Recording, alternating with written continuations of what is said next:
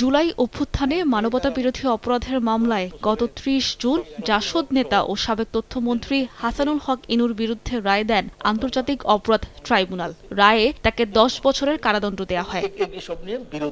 এবার মানবতাবিরোধী অপরাধের আরেক মামলায় আসামি হচ্ছেন হাসানুল হক ইনু। বৃহস্পতিবার চিফ প্রসিকিউটর জানান, ২০১৩ সালের রাতের আধারে শাপলা চত্বরে যে হত্যাকাণ্ড ঘটে তাতে সম্পৃক্ততা পাওয়া গেছে ইনুর। শাপলা চত্বর হত্যা মামলার যে ঘটনাটা যখন ঘটে তখন আমাদের ইনভেস্টিগেশন মতে যে জনাব হাসানুল হক ইনু তখন তিনি তথ্যমন্ত্রী, তিনি ২টা টেলিভিশন চ্যানেল তখন ওই রাতের ঘটনার প্রেক্ষিতে বন্ধ করে দিয়েছিলেন।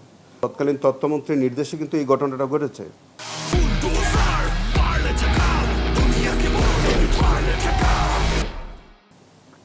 তার বিরুদ্ধে ইতিমধ্যে সাক্ষ্য প্রমাণ এসছে। সেই ঘটনার মধ্যে পুলিশের ঊর্ধ্বতন কর্মকর্তারা, রেবেল লোক, পুলিশের লোক, তারা কিন্তু সেখানে তাদের অ্যাক্টিভ পার্টিসিপেশন ছিল।